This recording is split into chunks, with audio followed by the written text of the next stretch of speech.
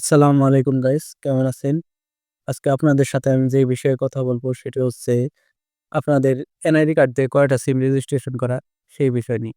আর এটা খুবই একটা গুরুত্বপূর্ণ বিষয়। আপনার এনআইডি কার্ড দিয়ে রেজিস্টার করা অন কোনো সিম যদি কেউ কোনো জায়গায় কোনো দুর্নীতির কাজে ব্যবহার করে পরে সেটা দায়ী হবেন আপনি।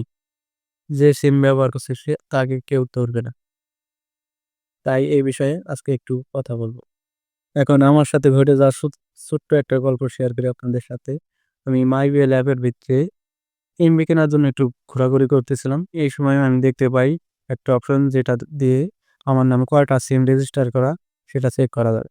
তো আমি সেই অপশনের ভিতরে ঢুকি। ঢুকে আমার এনআইডি কার্ডের লাস্ট 4 ডিজিট দিয়ে চেক করি এবং আমি দেখতে পাই আমার নামে ২ টা সিম রেজিস্টার করা। আমি একটা সিম ইউজ করি এবং আমি একটাই রেজিস্টার করছি। আরেকটা কোত্থেকে কেমনে হইছে আমি নিজেও জানি না। পরে আমি কাস্টমার সেন্টারে কল দেই। কল দিয়ে তাদের সাথে যোগাযোগ করি। তারা বলে যে এই সিম আমার এনআইডি কার্ড দিয়ে রেজিস্টার করা এবং সেটা এখনো ব্যবহার হচ্ছে। পরে আমি সেই নাম্বারে ফোন দেই। ফোন রিংও হয় কিন্তু পরে সেটা বন্ধ হয়। পরে আমি কাস্টমার সেন্টারের সেই ভাইটির সাথে কথা বলি এবং সে বলে এই সিম বন্ধ করার উপায় আছে। তবে তার জন্য এনআইডি কার্ড আর যার সিম তাকে সহ কাস্টমার সার্ভিসে আসতে হবে। পরের দিন আমি সকালে দেরি না করে ঘুম থেকে উঠেই কাস্টমার সার্ভিসে চলে যাই এবং সেখানে গিয়ে আমি দেখতে পাই আমার সিমে ২০০ টাকা ইমার্জেন্সি ব্যালেন্স নিয়ে রাখছে।